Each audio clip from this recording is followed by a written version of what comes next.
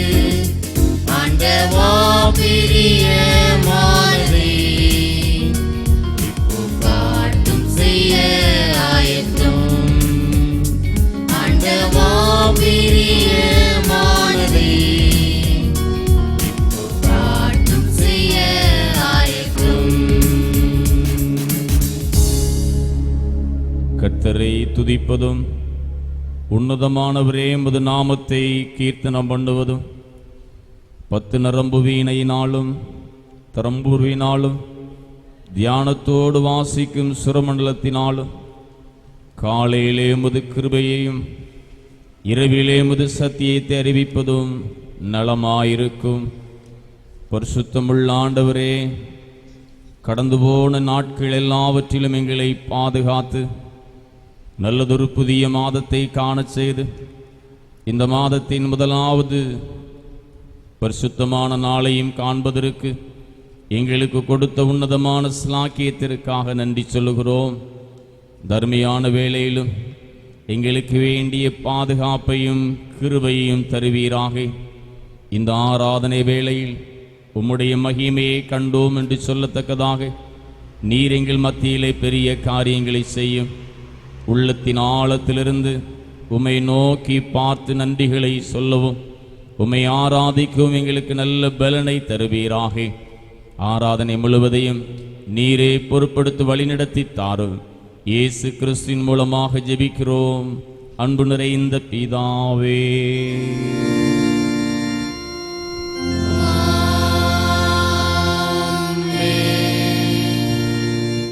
ஆண்டவருக்கு மாட்சி உண்டாகவும் ஆராதனைக்கு ஆரம்பமாகவும் நாம் யாவரும் எழுந்திருந்து கீதங்களும் கீர்த்தனைகளும் 66 பாடுவோம். மகிழ்ச்சி ஓய்வு நாளே. கீதங்களும் கீர்த்தனைகளும் 66.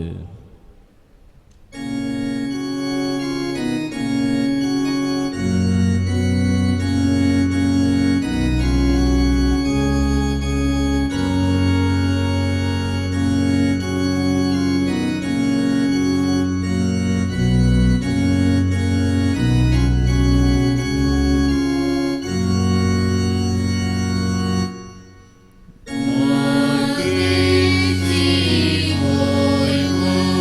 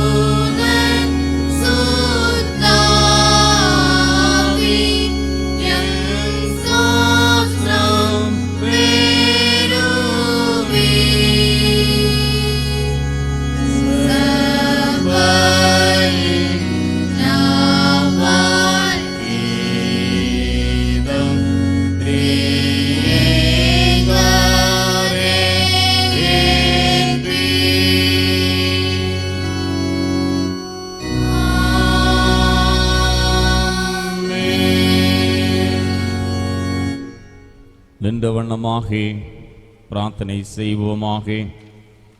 துன்மார்க்கன் தான் செய்த துன்மார்க்கத்தை விட்டு விலகி நியாயத்தை நீதியும் செய்வானையாகி அவன் தன் ஆத்துமாவை பிழைக்க பண்ணுவான். என் மீறுதல்களை நான் அறிந்திருக்கிறேன், என் பாவம் எப்பொழுதும் எனக்கு முன்பாக நிற்கிறது. என் பாவங்களை பாராதபடிக்கு நீர் உமது முகத்தை மறைத்து என் அக்கிரமங்களை எல்லாம் நீக்கியருளும். பிரியமானவர்களே, தர்மையான வேளையிலும் கூட பாவங்களை அறிக்கை செய்வது நமது விசேஷித்த கடமையுமாயிருக்கிறது. எனவே யாவரும் முழங்கால் படியிட்டு, அறிந்தோ அறியாமலோ நாம் பாவத்தை செய்திருந்தோம் என்று சொன்னால், இறைவனே என் பாவத்தை மன்னியும் என்று சொல்லி பாவத்தை அறிக்கை செய்கிற பிள்ளைகளாக ஆண்டவரை நோக்கி பார்ப்போம்.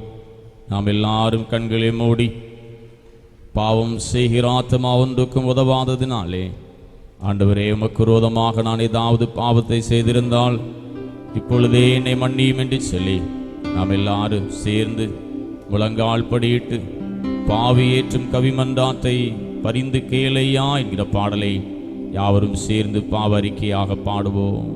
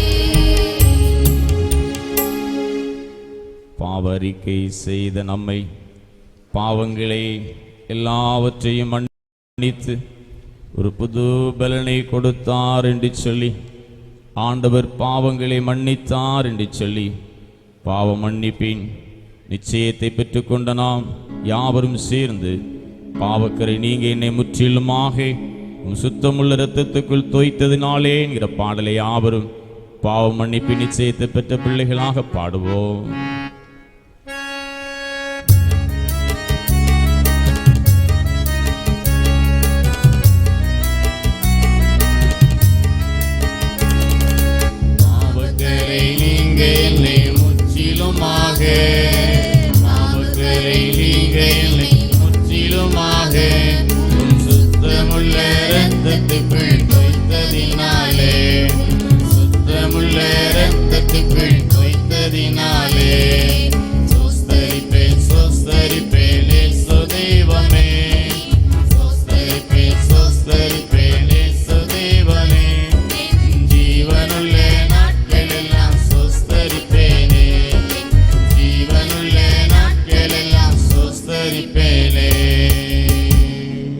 ஜெபம் பண்ண கடவோம். பரமண்டலங்களில் இருக்கிற எங்கள் பிதாவே, உம்முடைய நாமம் பரிசுத்தப்படுவதாக, உம்முடைய ராஜ்யம் வருவதாக, உம்முடைய சித்தம் பரமண்டலத்தில் செய்யப்படுவது போல பூமியிலும் செய்யப்படுவதாக. அன்றைய அப்பத்தை எங்களுக்கு இன்று தாரும். எங்களுக்கு விரோதமாய் குற்றம் செய்த நாங்கள் மன்னிக்கிறது போல எங்கள் குற்றங்களை எங்களுக்கு மன்னியும். எங்களை சோதனைக்குள் பிரவேசிக்க பண்ணாமல்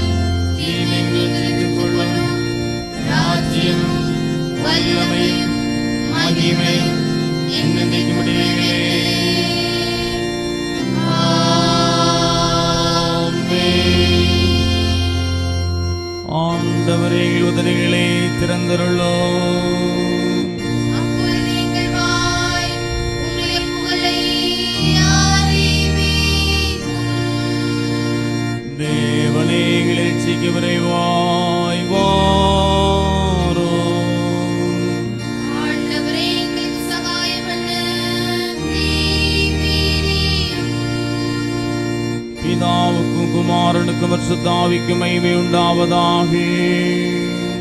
ஆதியிலும் இப்பொழுதும் இனிப்பொழுதுமான சதா காலங்களிலும் மகிமை உண்டாவதாக. ஆமென். கர்த்தரை துதியுங்கள்.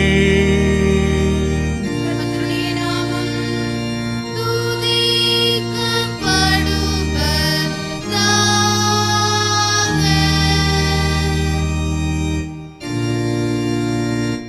கர்த்தரை இவ்விதமாய் பாடி நம்முடைய இரட்சகனே சங்கீதமல்ல கடவோம் வாருங்கள். திங்களுடைய சந்நிதிக்கு முன்பாக வந்து சங்கீதங்களால் பரிந்து பாட கடவோம். கர்த்தரே மகா தேவனும் எல்லா தேவர்களுக்கும் மகாராஜனும் ஆயிருக்கிறார். பூமியின் ஆழங்களிலே இருக்கிறது. பர்வதங்களும் அவருடையவைகள். சமுத்திரம் அவருடையது, அவரே உண்டாக்கினார். வெட்டாந்தரையும் அவருடைய கரம் உருவாக்கிற்று. நம்மை உண்டாக்கின கர்த்தருக்கு முன்பாக நாம் அணிந்து குனிந்து முழங்கால் படியிலே கடவோம் வாருங்கள். அவர் நம்முடைய தேவன், நாம் அவருடைய சஞ்சனங்களும் அவர் கைக்குள்ளாலே ஆடுகளும் மாமே. இன்று அவருடைய சத்தத்தை கேட்பீர்களாகி ஒன்றாம் போதும் சோதனால் நடந்தது போல உங்களையும் திகடினே படுத்தாதேயுங்கள். அங்கே உங்கள் பிதாக்கள் என்னை சோதித்து என்னை பரீட்சை பார்த்து என் கிரியையையும் கண்டார்கள். 40 வருஷம் தந்ததே ஆரோசித்து அவர்கள் வழி போய்விட்டனர் என்றும் இருளில் வழியாதவர்கள் என்றும் சொல்லி என்னுடைய பால் பிரசிப்பதில்லை என்று என்னுடைய கோபத்திலே ஆணையிட்டேன். பிதாவுக்கும் குமாரனுக்கும் பரிசுத்த ஆவிக்கும்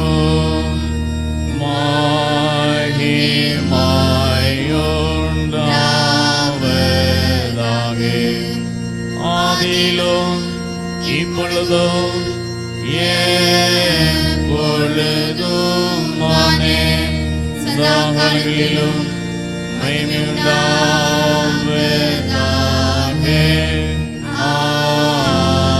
ஆமென்.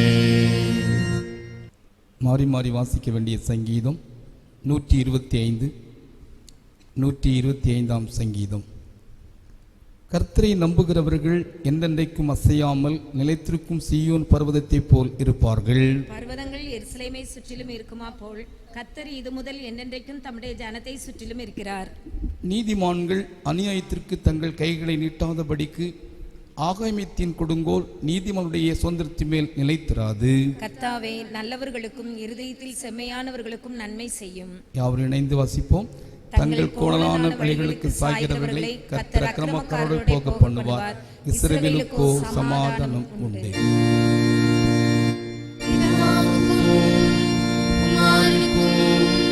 பரிசுத்த ஆவிக்கும் மகிமை உண்டாவதாக.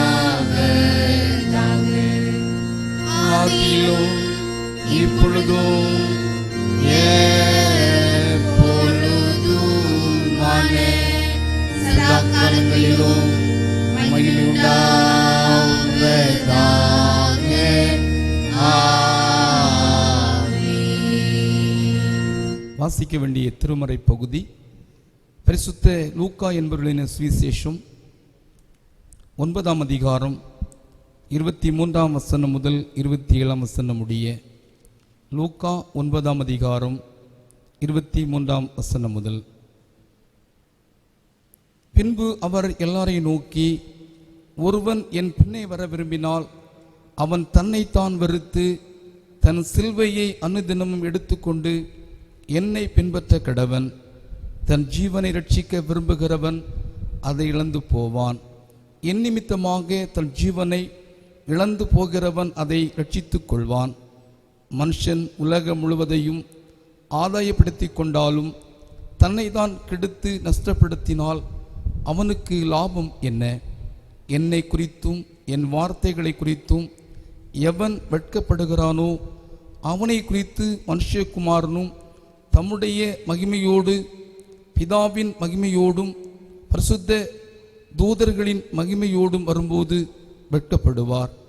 இங்கே நிற்கிறவர்களில் சிலர் தேவனுடைய ராஜ்யத்தை காணும் முன் மரணத்தை ருசி பார்ப்பதில்லை என்று மெய்யாகவே உங்களுக்கு சொல்லுகிறேன் என்றார் என்பது.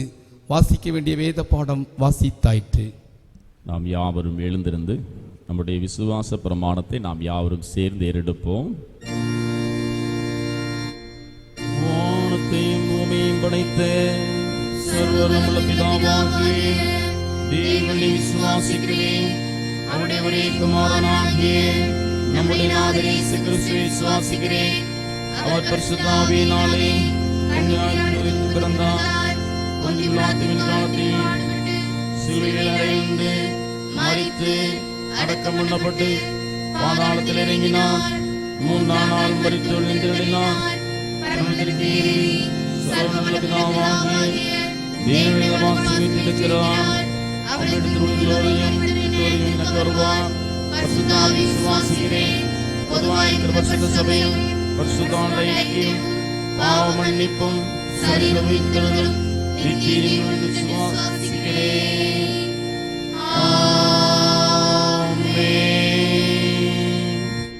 உட்காருவோம். தலைகளை தாழ்த்தி இறைவனுடைய வார்த்தையை கேட்கும் வண்ணமாக நம் ஆண்டவரை நோக்கி பார்ப்போம். நாதாவும் திருக்கரத்தின் இசைக்கருவினார் நாள்தோறும் பயன்படுத்தும் முந்தன் சித்தம் போல். நாதாவும் திருக்கரத்தின் இசைக்கருவினார் நாள்தோறும் பயன்படுத்தும் முந்தன் சித்தம் போல். ஐயாவும் பாதம் என் தஞ்சமே, அனுதினம் ஓடி வந்தே. ஐயாவும் பாதம் உன் தஞ்சமே, அனுதினம் ஓடி வந்தே. ஆனந்தமே அதிசயமே, ஆனந்தமே அதிசயமே. நாதாவும் திருக்கரத்தின் இசைக்கருவினார் நாள்தோறும் பயன்படுத்தும் முந்தன் சித்தம் போல். நாதாவும் திருக்கரத்தின் இசைக்கருவினார் நாள்தோறும் பயன்படுத்தும் முந்தன் சித்தம் போல். அன்பின் தகப்பனே, இந்த நல்ல வேளையிலும் கூட உடைய அன்பின் வார்த்தையை நாங்கள் கேட்கப் போகிறோம். எங்களோடு நீர் பேசு. இயேசு கிறிஸ்துவின் மூலமாக ஜெபிக்கிறோம் அன்பு நிறைந்த பிதாவே, ஆமேன். கிறிஸ்துவுக்குள் அன்பானவர்களே, தர்மையான நல்ல வேளையிலும் கூட உங்களை அன்போடு நான் வாழ்த்துகிறேன்.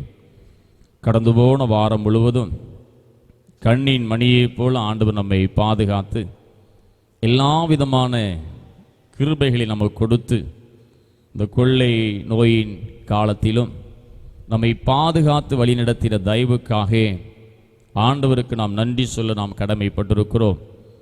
எத்தனையோ ஆபத்து வேளையிலே இறைவன் நம்மை பாதுகாத்து ஒரு உன்னதமான பலனை நமக்கு கொடுத்து வருகிறார். எனவே அதிகமாக ஆண்டவரை நாம் துதிக்க வேண்டும்.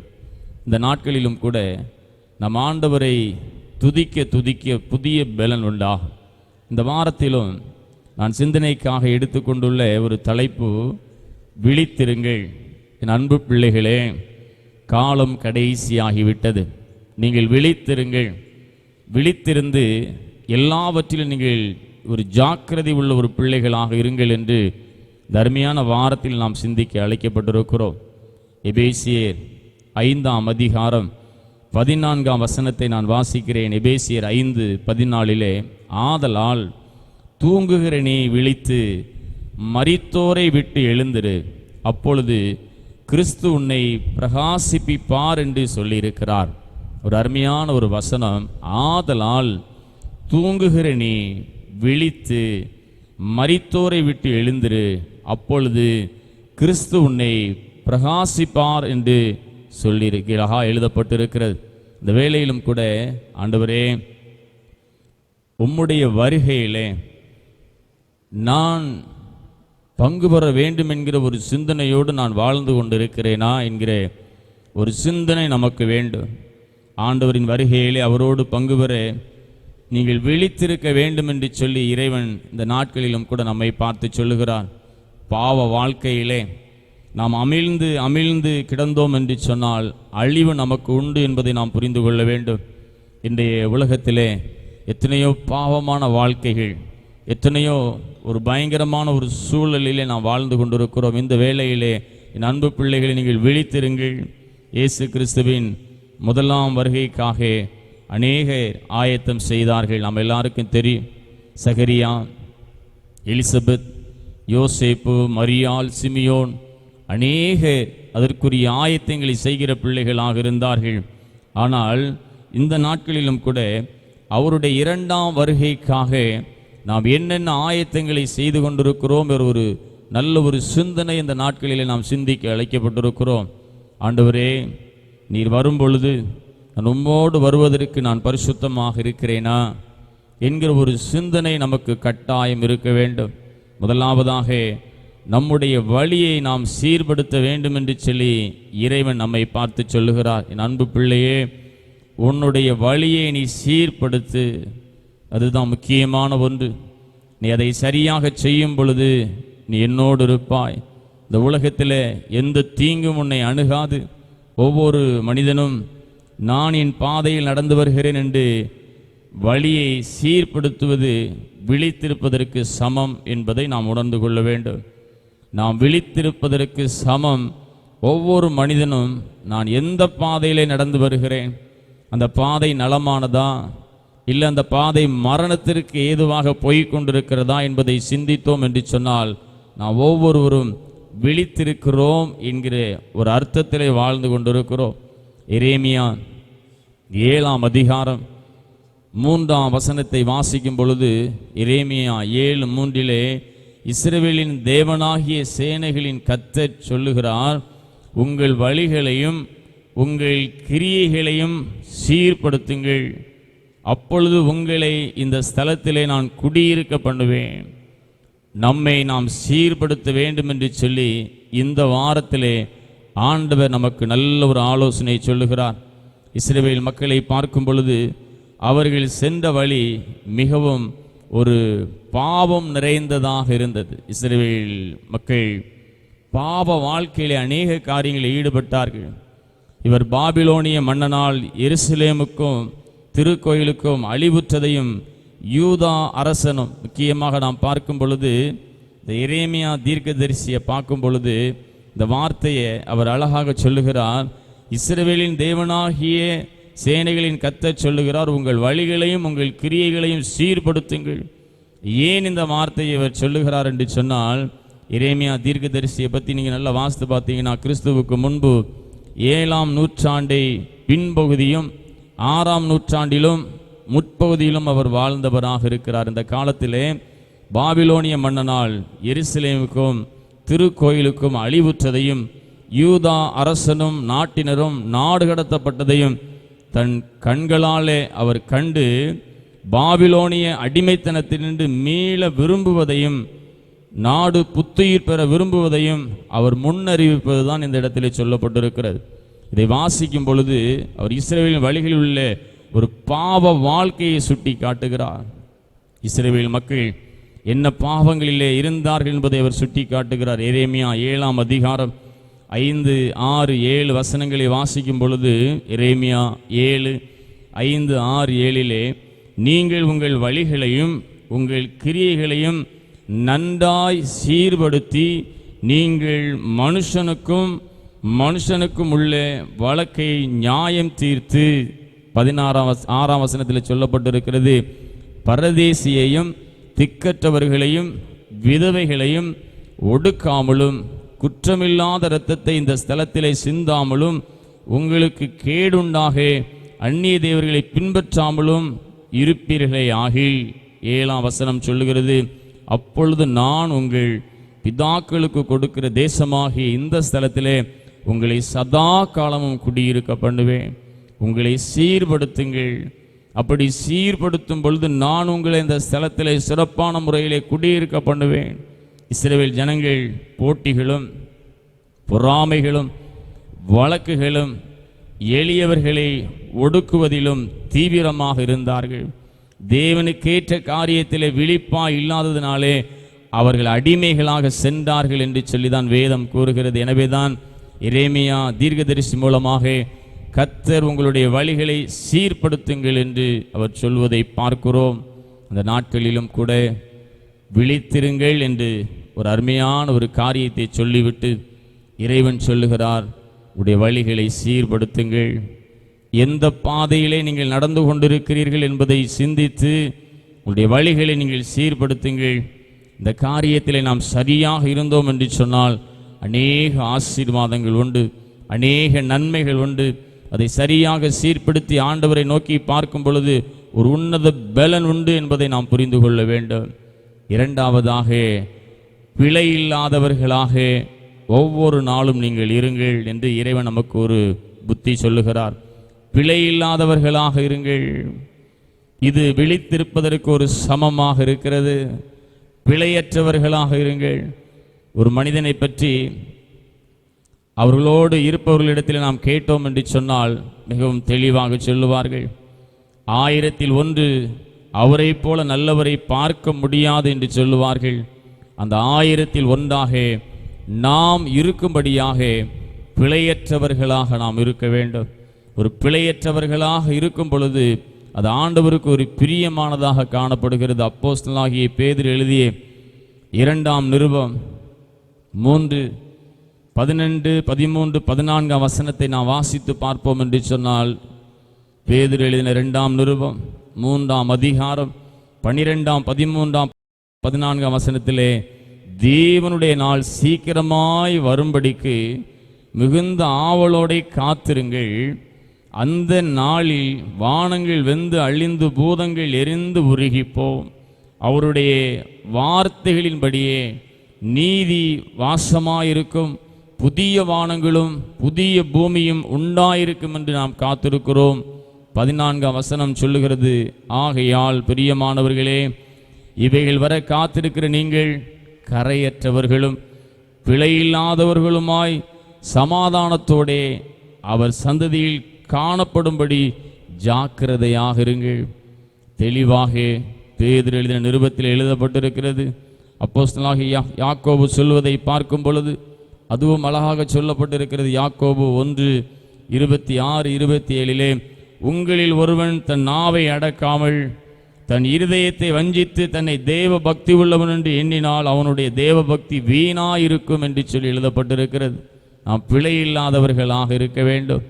27ஆம் வசனம் சொல்லுகிறது, திக்கற்ற பிள்ளைகளும் விதவைகளும் படுகிற உபத்திரவத்திலே அவர்களை விசாரிப்பதும் உலகத்தாரால் கரைபடாதபடி தன்னை காத்து கொள்வதுமே பிதாவாகிய தேவனுக்கு முன்பாக மாசில்லாத ஒரு சுத்தமான பக்தியாக இருக்கிறது என்று சொல்லி தெளிவாக எழுதப்பட்டிருக்கிறது. விழித்திருப்பது என்பது உலக மக்கள் எந்த கரைகளையும் தன்னில் சொல்லாதபடி நாம் ஜாக்கிரதையாக இருப்பதுதான் நல்ல ஒரு விழித்திருப்பதற்கு ஒரு அடையாளமாக இருக்கிறது. தர்மியான நாட்களிலும் கூட ஆண்டவரே, நான் எப்படி இருக்கிறேன்? என்னுடைய விழிப்பு விழித்திருத்தல் எப்படி ஆண்டவரே இருக்கிறது என்பதை சிந்தித்து ஒரு பிழையற்றவர்களாக வாழக்கூடிய ஒரு நல்ல ஒரு வாழ்க்கையிலே வாழும் பொழுது இறைவன் இம்மையிலும் மறுமையிலும் நம்மை ஒரு ஆசீர்வாதத்தை கொடுக்கிற ஒரு தெய்வமாக இருக்கிறார். மூன்றாவதாக விடுதலையை சந்திக்க ஆயத்தமாக இருப்பது. ஒரு விடுதலை, அந்த விடுதலையை சந்திக்க நாம் ஆயத்தமாக இருக்க வேண்டும். நல்ல ஒரு எல்லா காரியத்திலும் நான் விடுதலையை பெற்றேன், அந்த அளவுக்கு நாம் பரிசுத்தமாக இருக்க வேண்டும். இயேசுவின் இரண்டாம் வருகையை சந்திக்க ஆயத்தமாக இருப்பது விழித்திருப்பதற்கு சமம். அந்த விடுதலை நாளை நிச்சயமாக நான் சந்திப்பேன், எந்த கரையும் இல்லாதபடி நான் சந்திப்பேன். மத்தேயு 24:44 சொல்லுகிறது, நீங்கள் நினையாத நாளிகையிலே மனுஷகுமாரன் வருவார், ஆதலால் நீங்களும் ஆயத்தமாக இருங்கள், எல்லாவற்றிலும் ஆயத்தமாக இருங்கள். மத்தேயு 28:20 சொல்லப்பட்டிருக்கிறது, நான் உங்களுக்கு கட்டளையிட்ட யாவையும் அவர்கள் கை கொள்ளும்படி அவர்களுக்கு உபதேசம் பண்ணுங்கள். ஒரு விடுதலையை சந்திக்க நாம் ஆயத்தமாக வேண்டும். இந்த வார்த்தையை வாசிக்கும் பொழுது மத்தேயு 28:20 நான் உங்களுக்கு கட்டளையிட்ட யாவையும் அவர்கள் கை கொள்ளும்படி அவர்களுக்கு உபதேசம் பண்ணுங்கள். இந்த வார்த்தையின்படி ஆண்டவருடைய நற்செய்தியை அறியாத மக்களுக்கு அறிவித்து நாம் காத்திருக்க வேண்டும். அது முக்கியம். இந்த பரிசுத்தமான நாளிலும் கூட ஆண்டவருடைய அன்பை பெற்ற நாம் மற்ற மக்களுக்கு கிறிஸ்துவின் அன்பை நான் எடுத்து சொல்லி இருக்கிறேனா? இது விழித்திருப்பதற்கு ஒரு அடையாளமாக இருக்கிறது. அவருடைய வார்த்தையை நிச்சயமாக கேட்டுக்கொண்ட பிள்ளைகள் அதை அறிவிக்கவும் நாம் கடமைப்பட்டிருக்கிறோம். ஆண்டவரை பற்றி சொல்லாதவர்களுக்கு எந்த விதமான நன்மைகள் நமக்கு கிடையாது. நாம் பெற்ற வெளிச்சத்தை மற்றவர்களும் பெற வேண்டும் என்கிற ஒரு ஆவலை வளர்த்து நற்செய்தியை அறிவித்திருக்கும் பொழுது நீங்கள் விழித்திருப்பதற்கு ஒரு சமமாக இருக்கிறது. எனவேதான் விடுதலையை சந்திக்க நீங்கள் ஆயத்தமாக இருக்க வேண்டும். நீங்கள் அந்த விடுதலை நாளை அதை நீங்கள் சந்திக்க ஆயத்தமாக இருப்பீர்கள் என்று சொன்னால் ஆண்டவரிடமிருந்து பெற்ற நன்மைகளை மற்ற மக்களுக்கு சொல்லுவீர்களாக இருப்பீர்கள். அப்படி சொல்லுகிற பிள்ளைகள் அந்த விழித்திருப்பதற்கு ஒரு சமமாக இருக்கிறது என்பதை இந்த அருமையான வேளையில் நாம் புரிந்து கொள்ள வேண்டும். அன்பானவர்களே, நம்முடைய ஆயத்தம் இப்படி இருக்கிறதா? நம்முடைய ஆயத்தம் எப்படி இருக்கிறது? நம்முடைய விழிப்பு எப்படி இருக்கிறது என்பதை இந்த நாட்களில் நாம் சிந்திக்க வேண்டும். இந்த அருமையான புதிய வாரத்திலும் கூட ஆத்துமாக்களை இந்த கடந்த நாட்களிலே ஆண்டவருக்கு நேராக நாம் வழி நடத்தினோமா என்கிற ஒரு சிந்தனையை நாம் ஒவ்வொருவரும் செய்ய வேண்டும். கடந்த மாதத்திலே நான் எத்தனை ஆத்துமாக்களை ஆண்டவருக்கு நேராக வழி நடத்தினேன் சிந்தித்து பாருங்கள். நம்மை நாமே வழிநடத்த முழு நேரத்தையும் செலவழிப்பவன் இரண்டாம் வருகையிலே கர்த்தரோடு செல்ல முடியாது என்பதை நாம் புரிந்து கொள்ள வேண்டும். எப்பொழுதும் நம்மை நாமே வழிநடத்தி கொண்டிருக்கிறோம். இறைவன் சொல்லுகிறார், உன்னை மட்டுமல்ல எத்தனையோ மக்கள் அழிந்து போய் கொண்டிருக்கிறார்கள், அவர்களை நீ வழிநடத்த வேண்டும். நீ பெற்ற சந்தோஷத்தை, சமாதானத்தை, இன்பத்தை, இயேசு கிறிஸ்துவின் நற்செய்தியை, இயேசு கிறிஸ்துவிடமிருந்து பெற்ற நன்மையை நீ மற்றவர்களுக்கும் சொல்லும் பொழுதுதான் இரண்டாம் வருகையில் நீ என்னோடு வர முடியும் என்று சொல்லியும் கூட கிறிஸ்து சொல்லுகிறார். மற்ற மக்களை கிறிஸ்துவுக்குள் வழிநடத்தி ஆயத்தமாக இருப்பது விழித்திருப்பதற்கு சமம். அந்த விடுதலையின் நாளை ஆயத்தத்தோடு சந்திப்பது ஒரு விழித்திருப்பதற்கு சமம் என்று சொல்லி போடப்பட்டிருக்கிறது. அன்பானவர்களே, கிறிஸ்துவின் இரண்டாம் வருகைக்கு விழிப்பாக நம்முடைய செயல்பாடு எப்படி இருக்கிறது? வீடுகளில் இருந்து தர்மியான வார்த்தையை சிந்தித்து கொண்டிருக்கிற நாம் ஒவ்வொருவரும், இறைவனே நான் விழிப்பாக இருக்கிறேனா? விழிப்பாக இருப்பதற்கு அடையாளம் நம்முடைய வழிகளை நாம் சீர்படுத்த வேண்டும். பிழையற்றவர்களாக நாம் உருவாக்கி கொண்டே இருக்க வேண்டும். மூன்றாவது, வருகையை சந்திக்க ஆயத்தமாக நற்செய்தியை நாம் பறைசாற்ற வேண்டும். இந்த மூன்று காரியங்களை அதிகமாக நம்முடைய வாழ்க்கையில் செய்யும் பொழுது நாம் விழித்திருக்கிறோம் என்று அர்த்தம். நம்முடைய வழியை சீர்படுத்த வேண்டும். பிழையற்றவர்களாக இருக்க நம்ம எப்பொழுதும் பாதுகாத்து கொள்ள வேண்டும். வருகையை சந்திக்க ஆயத்தமாக நற்செய்தியை மற்ற மக்களுக்கு அறிவிக்க வேண்டும். இந்த மூன்று காரியத்தை செய்யும் பொழுது இறைவன் நம்மோடு இருப்பார். இறைவன் நம்மோடு இருந்து இம்மையிலும் மறுமையில் நம்மை ஆசீர்வதிப்பார். அநேக நன்மைகள் நமக்கு உண்டாகும். எந்த தீங்கும் வராது.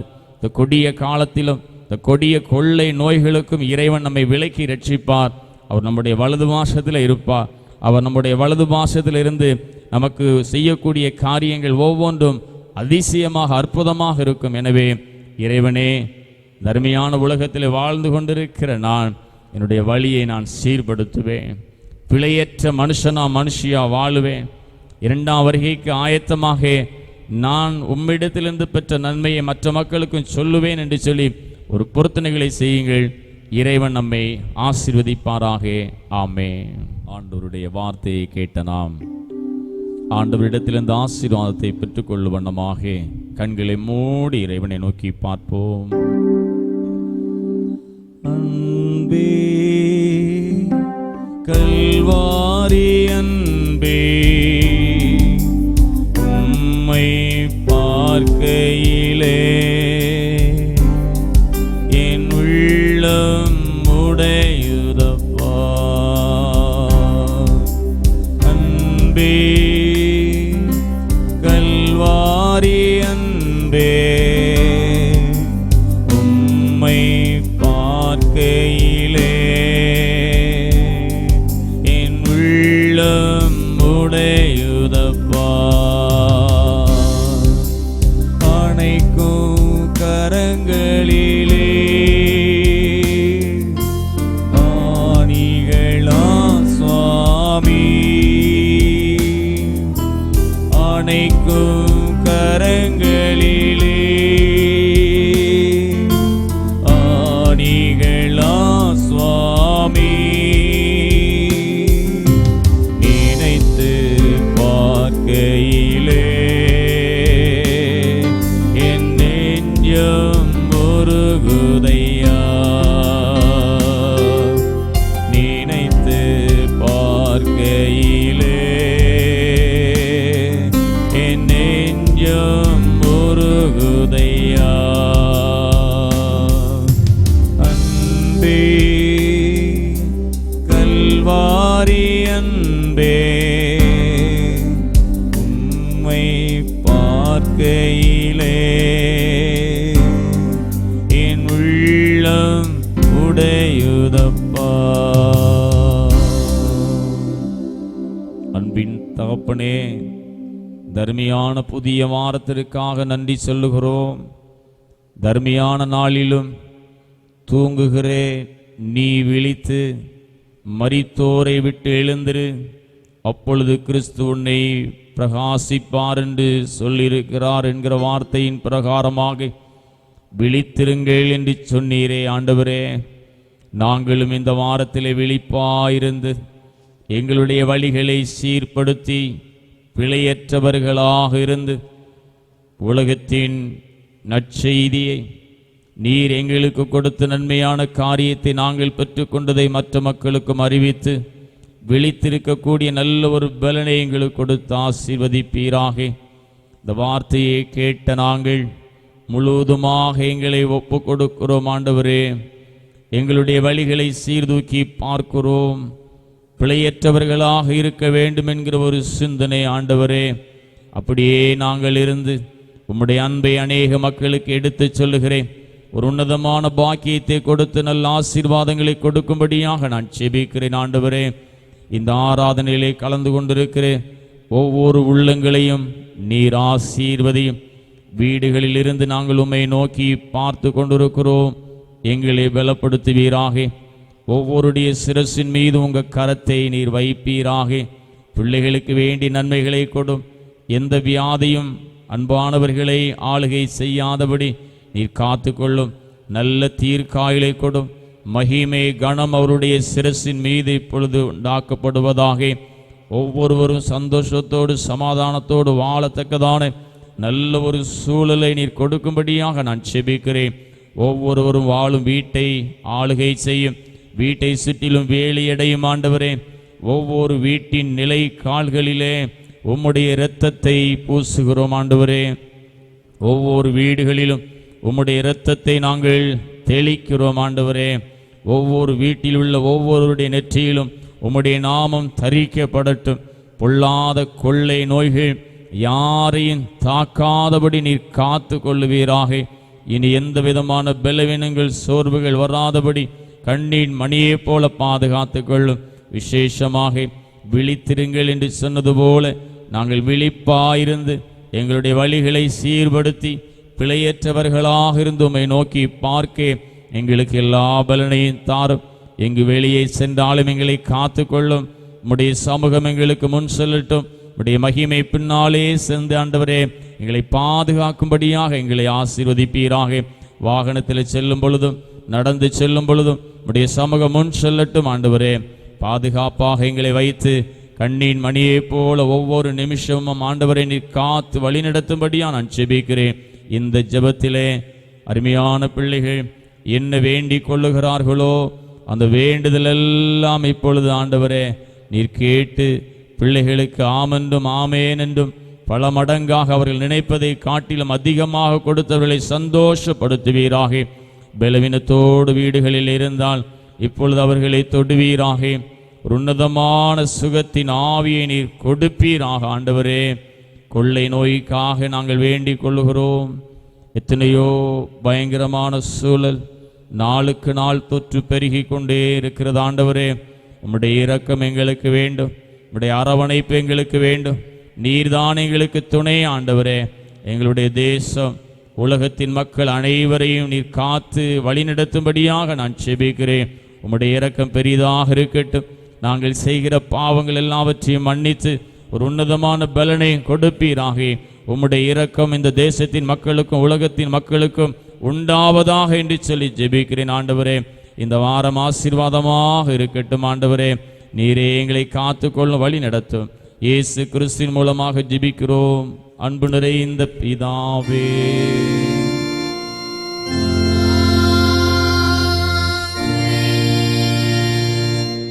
நம்முடைய கர்த்தராகிய இயேசு கிறிஸ்துவினுடைய கிருபை, பிதாவாகிய தேவனுடைய அன்பு, தூய ஆவியின் கூட்டுறவும் நாம் அனைவரோடும் கூட என்றென்றும் நிலைத்திருப்பதாக.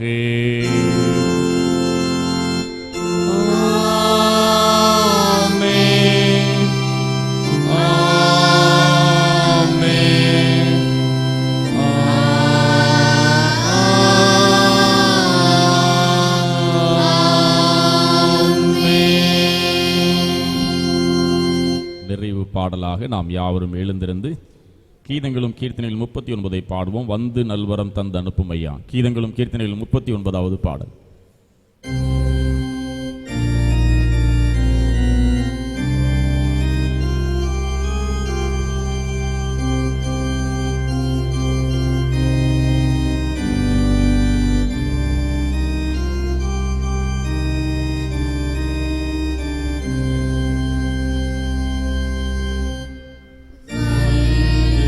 நல்வரம் தந்தனுப்பையா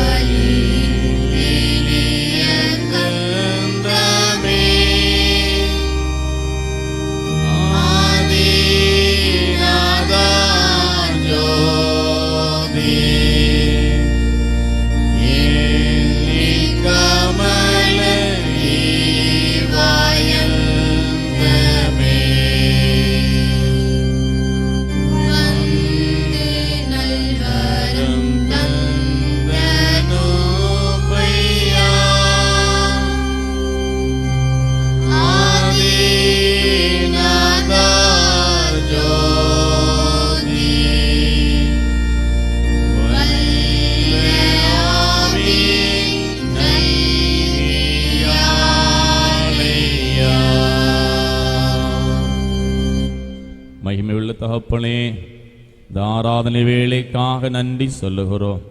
தேவ பலன் எங்களோடு இருந்தது. நாங்கள் விழித்திருந்து எல்லாவற்றிலும் ஆயத்தமாக இருக்க எங்களுக்கு பலனை தாரும். உம்மை நம்பி செல்லுகிறோம், காத்துக்கொள்ளும். இயேசு கிறிஸ்துவின் மூலமாக ஜெபிக்கிறோம் அன்பு நிறைந்த பிதாவே, ஆமென். என் ஆத்துமாவே கர்த்தரை சோஸ்தரி, முழு உள்ளமே பரிசுத்த நாமத்தை சோஸ்தரி. என் ஆத்துமாவே கர்த்தரை சோஸ்தரி, கர்த்தர் செய்த சகல பலன் மறவாதே. ஆமென். God bless you.